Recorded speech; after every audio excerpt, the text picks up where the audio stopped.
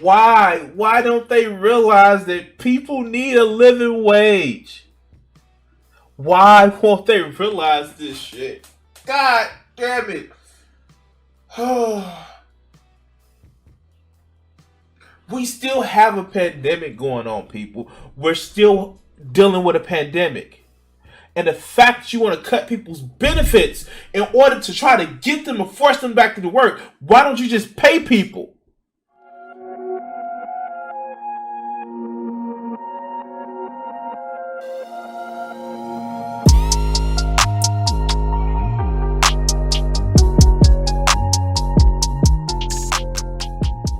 What's up, guys? This is me, Crimson6062. I want to say thank you to my patrons. If you want to help out the channel, please hit that like button and subscribe. Also, if you want to become a patron, the link is in the description. Please help this channel grow, and we can actually spread the word. I spoke about this like Friday too. I find myself just trying to deal with a lot of shit. And if you were, and I was talking earlier today, and like what we're going through, what we're just facing right now at the time of this crisis is just so fucked up, man. It is so fucked up. And God, it has affected me in a ways that I just like, that I just didn't think it would. Like, I'm not okay with it. Like, it's funny that I'm not okay. And I'm trying to deal with it, and it's just one of those things where it's just like, yeah. Here, let's just address this. This isn't gonna be a segment, but I guess we can actually start it up. So, this is just depressing. So the U.S. the U.S. economy added 194,000 jobs in September, another weak month heading into the final stretch of 2021. The United States, and let me just boot this up a little bit so you guys can read it. The United States,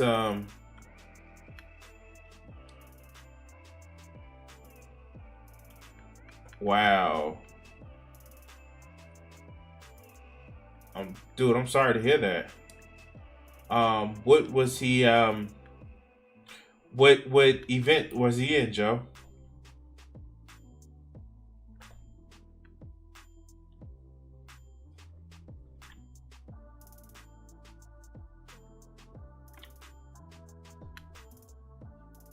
Yeah, that's rough. That is definitely rough. And like this is just fuck. I hate to be the Debbie Downer, but let's just go over this. And this is like one of the things that I kind of fucking want to deal with. Bodybuilding. Oh shit, damn that. Yeah, that's messed up.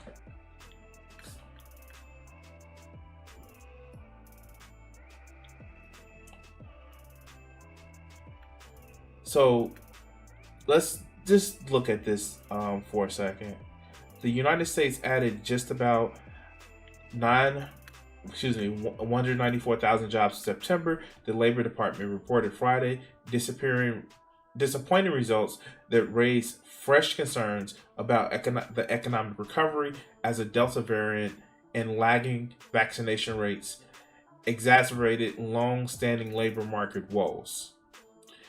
The tally well below the 500,000 that the analysts had forecasted is the lowest since January and comes after months of strong job growth petered out in August, though it was enough to slice the unemployment rate to 4.8% versus the 5.2% in August. The decline is partly due to the number of people, primarily women, leaving the labor force.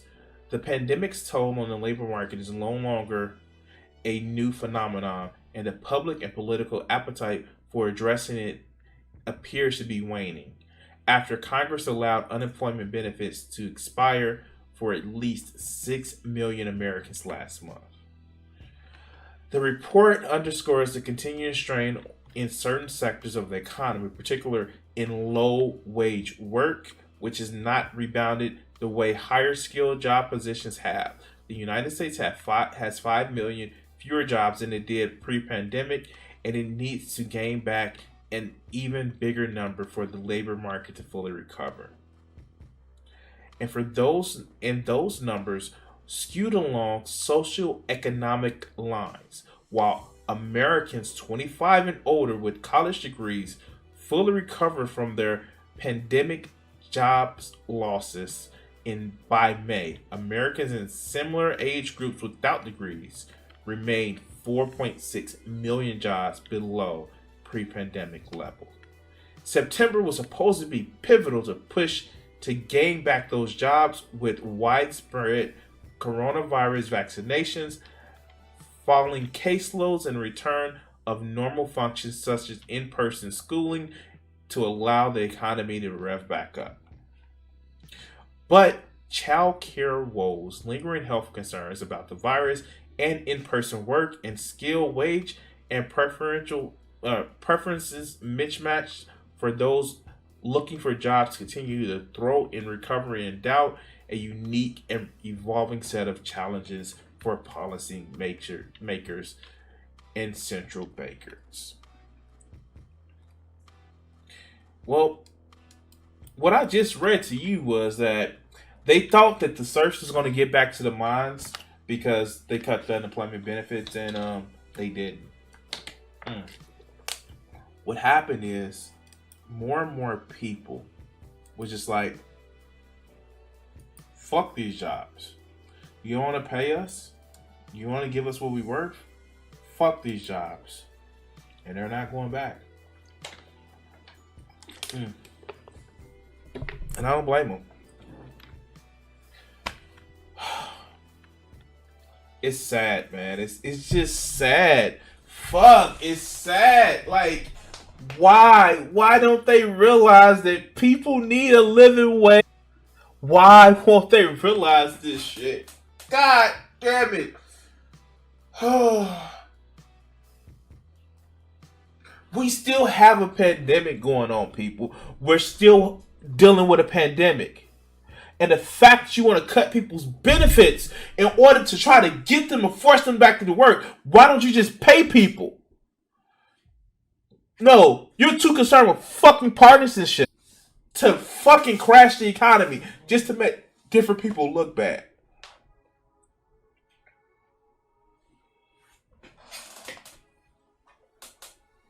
I don't know. I don't fucking know. I don't fucking know. You know what would actually help? What would actually help get us back to normal? Giving people the money that they're fucking missing out on for not having a job. You know what help us get back to better than normal? Making sure people have a fucking universal basic income. And not some bullshit, well, we're going to cut a benefit here in order to give you this shit. No, just give us the fucking money. Give us the fucking money. Give us the fucking money. Give us the fucking money. And make it universal. Just make it universal. Just make it fucking universal. What are people gonna do? You know, they gonna have to spend that money on like stuff like drugs, like, you know, that one drug that they need, like called food that they need to eat.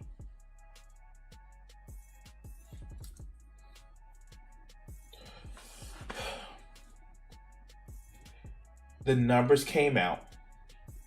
And they realized when they cut the money for people to spend money buying shit, the demand went out. This is clearly fucking supply and demand. People are demanding more money to work for these jobs. Why don't you just supply them the money? When you give people more money, then people spend more money.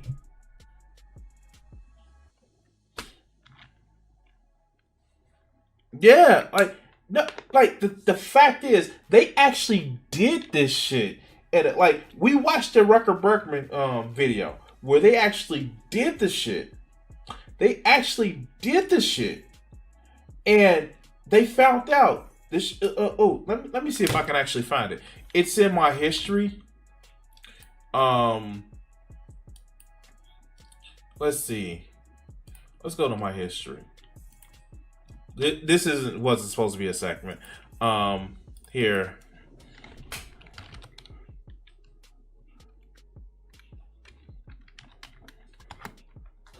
Let's see if I can actually find them.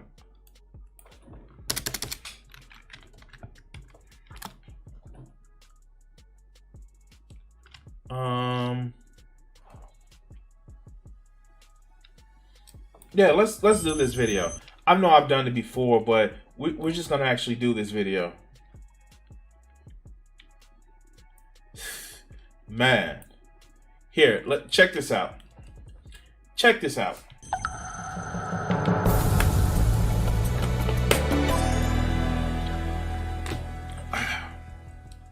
You guys can hear fine. Okay, good. I'd like to start with a simple question. Now, Why? if you don't know who Rucker Berkman is, literally, he was the guy that was at Davos. Like, they let a historical economist in. And, like, he said that all these places, all these people are going around, was like, we don't know where it happened, where we tax the rich, they're going to take their money and go somewhere else. And all this other good bullshit. He said it worked in America, where the effective tax rate was like 70%, in some cases 90%. And when people hear that, they say, what do you mean? They was like, no, at a certain amount, your money is taxed at 70%. And then above that, it's taxed at a different rate. But yeah, it was working for the 1950s. But let's hear his TED Talk. Shall we? Do the poor make so many poor decisions? I know it's a harsh question, but take a look at the data. The poor borrow more, save less, smoke more, exercise less, drink more, and eat less healthfully. Why? Well, the standard explanation was once summed up by the British Prime Minister Margaret Thatcher, and she called poverty a personality defect. Man, fuck that bitch. I'm glad she's dead, cold, and in the grave. Fuck her. And I can say that because she's dead. Let's go. A lack of character, basically. Now, I'm sure not many of you would be so blunt. But the idea that there's something wrong with the poor themselves is not restricted to Mrs. Thatcher. Some of you may believe that the poor should be held responsible for their own mistakes, and others may argue that we should help them to make better decisions. So if you guys don't get this, this is that whole paternalistic thing. Oh, they're just poor. They don't know what to do with the money. Oh, they're just poor. They're stupid. Or they're just poor. They just don't know any better. They're just poor. So we need to tell them what to do. But the underlying assumption is the same. There's something wrong with them. If we could just change them. If we could just teach them how to live their lives. If they would only listen. And to be honest, this was what I thought for a long time. It was only a few years ago that I discovered that everything I thought I knew about poverty was wrong. It all started when I accidentally stumbled upon a paper by a few American psychologists. They had traveled 8,000 miles all the way to India for a fascinating study. Now, I've heard this study before, and yeah, we've watched this video before on this channel, but listen to this study. Listen to this study and see what you guys get from it. And it was an experiment with sugarcane farmers. You should know that these farmers collect about 60% of their annual income all at once, right after the harvest. And this means that they're relatively poor one part of the year and rich the other. And the researchers asked them to do an IQ test before and after the harvest. What they subsequently discovered completely blew my mind. Wait, first, I'm going to have to say this. IQ tests are bullshit. Like, they're just bullshit. They only determine how well you can take a test. They're bullshit. That being said, I think what he's going to say about this does hold some weight. Let's continue. Farmers scored much worse on the tests before the harvest. The effects of living in poverty, it turns out, correspond to losing 14 points of IQ. Now, to give you an idea, that's comparable to losing a night's sleep, or the effects of alcoholism. A few months later, I heard that Elder Shafir, a professor at Princeton University and one of the authors of this study, was coming over to Holland, where I live. So we met up in Amsterdam to talk about his revolutionary new theory of poverty. I wonder if they were in Amsterdam, did they enjoy Amsterdam? I'm being an asshole. Let's go. And I can sum it up in just 2 words. Scarcity mentality. It turns out that people behave differently when they perceive a thing to be scarce. And what that thing is doesn't much matter, whether it's not enough time, money, or food. You all know this feeling when you've got too much to do, or when you've put a break in for lunch and your blood sugar takes a dive. You know, this narrows your focus to your immediate lack, to the sandwich you've got to have now, the meeting that's starting in 5 minutes, or the bills that have to be paid tomorrow. All right, so I'm going to take a break right here and say this. So one of the things that I do want to say, this is not just with money and shit. Ironically, I actually do see the same thing when people talk about their relationships. Like you have no idea. Like, okay, so I'm not a part of the just monogamous crowd. Do I practice ethical non-monogamy when I'm with somebody? Yeah. And like this could be broken down to just like when people feel like when you're poor, you want to actually even hold on to relationships that you think that may be toxic as shit, or a relationship style in order to secure your motherfucker, like what you think your wealth is. And that's scary. There are so many people that hold on to a monogamous relationship, that hold on to a toxic relationship because they're just fucking poor. Which is sad because they still end up cheating and it still fucks them over in the end. But like, I just want to take that time to just say that, like, yeah, no, it's scary because when you think that your resources are scarce, you start to think fucking different, or go against your nature, or to pretend to be something that you're not. This shit is scary. This shit is like really, really scary.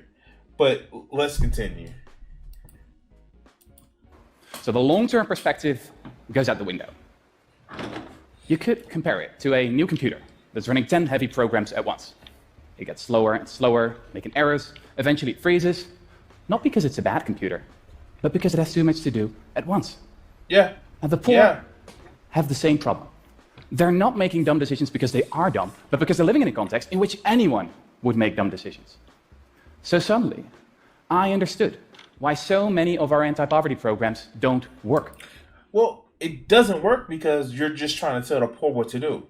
You're just trying to, oh my God, instead of addressing the situations where it's leading to poor decisions, instead of addressing where it's leading to like just fucked up situations, you are literally just like, oh yeah, just do this. What about you worried about your housing? You worried about your fucking telecommunication? Like, what about you're worried because you don't know if you won't have enough money to pay one thing or the next? Where is that shit at? Like, how do these people not realize this? It's not that these people can't make good decisions. It's just that it's one decision after one decision after one decision after another decision. When you're a fucking wine mob in the suburbs and you have to wonder, do you want fucking white or red wine, or let's just say rosé? Those are different decisions. You get a little bit more time. But when you're trying to make it to this and then that and then this and then that, you're only thinking like 1 or 2 steps ahead. But let's continue. Investments in education, for example, are often completely ineffective.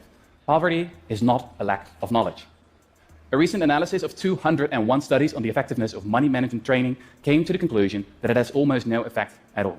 Now, don't get me wrong. This is not to say that the poor don't learn anything. They can come out wiser, for sure. But it's not enough. So, this is actually really, really fun. Well, why don't you just teach them to pay their bills? Why don't you just like, if you have a bill that's $600 and another bill that's $700 and another bill that's fucking another $600,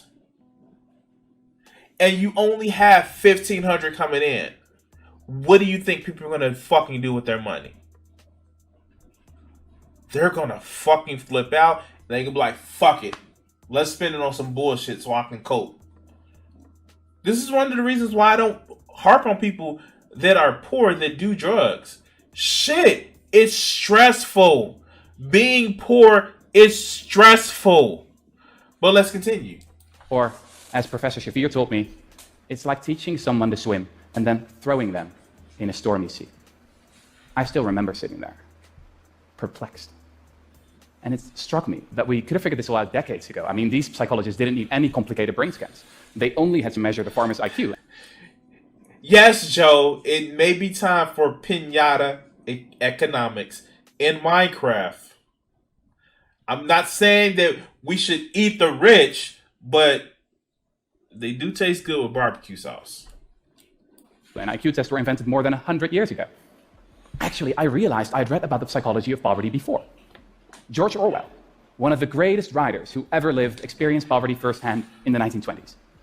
The essence of poverty, he wrote back then, is that it annihilates the future. And he marveled. Yeah, GA. Like, yeah, of course. Financial literacy is bullshit. Like, people know when they have enough money how to pay their bills. People know how to do that shit. The problem is not having enough money to pay your bills. That's literally an issue. That is literally a fucking issue. But let's let Professor Berkman finish. At, quote, how people take it for granted they have the right to preach at you and pray over you as soon as your income falls below a certain level. Now those words are every bit as resonant today. The big question is, of course, what can be done? Modern economists have a few solutions up their sleeves. We could help the poor with their paperwork or send them a text message to remind them to pay their bills.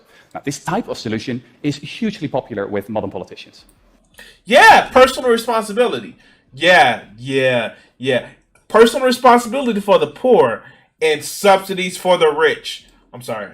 Mostly because, well, they cost next to nothing. These solutions are, I think, a symbol of this era, in which we so often treat the symptoms but ignore the underlying cause. So I wonder, why don't we just change the context in which the poor live? Or, going back to our computer analogy, why keep tinkering around with the software when we can easily solve the problem by installing some extra memory instead? Now, at that point, Professor Shafir responded with a blank look. And after a few seconds, he said, I get it. You mean you want to just hand out more money to the poor to eradicate poverty? Yeah, sure, that'd be great. But I'm afraid that brand of left-wing politics you've got in Amsterdam, it doesn't exist in the States. But is this really an old-fashioned leftist idea? All right, we did enough of this video. It's just like, here, let me spoil it for you. That many of you may feel pessimistic about a future of rising inequality, xenophobia, and climate change. But it's not enough to know what we're against. We also need to be for something. Martin Luther King didn't say, I have a nightmare. He had a dream. So, here's my dream. Yes, let's hear it. I believe in a future where the value of your work is not determined by the size of your paycheck, but by the amount of happiness you spread and the amount of meaning you give. Mind you, this man isn't a fucking Marxist, but he is literally stating Marxist principles. The value of your work isn't determined by the size of your paycheck, but what you're able to give to society. But let's go. I believe in a future where the point of education is not to prepare you for another useless job, but for a life well lived. I believe in a future where an existence without poverty is not a privilege, but a right we all deserve. So here we are. We've got the research, we've got the evidence, and we've got the means. Now, more than 500 years after Thomas More first wrote about basic income, and 100 years after George Orwell discovered the true nature of poverty, we all need to change our worldview. Because poverty is not a lack of character. Poverty is a lack of cash. Thank you.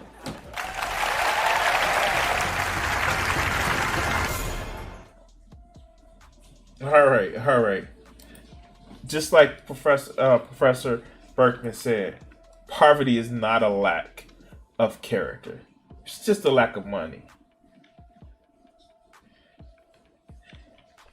Yeah, and we have gone so far away from that, Joe. We have gone so far away from that. And it's sad. It's sad. And people still believe that that's the case, that people can live off of basic pennies. Why is it that the poverty line now is, for a single person, $15,000? What do you do with just $15,000 a year in most states? What do you do with that?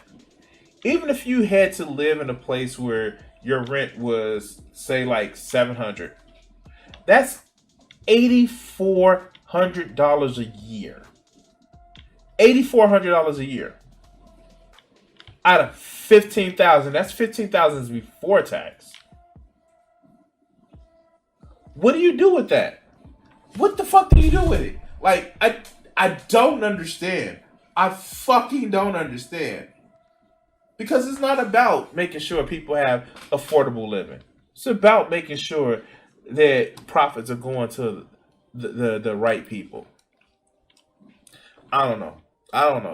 Like, these are the things that pisses me off. These are the things that pisses me off. Man. I just can't anymore. I can't pretend to just act as if we're not in a fucked up ass system anymore. So why? Not you in the chat, but why?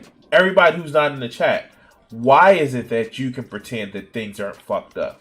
Is it because your head is just above the water? Why everybody else is drowning, and so it's only matter to you? Why? What? Why can you pretend that everything is okay? Anyway, guys, I'm sorry. This isn't supposed to be a segment. I guess I turned it to a segment. I don't know. Oh God.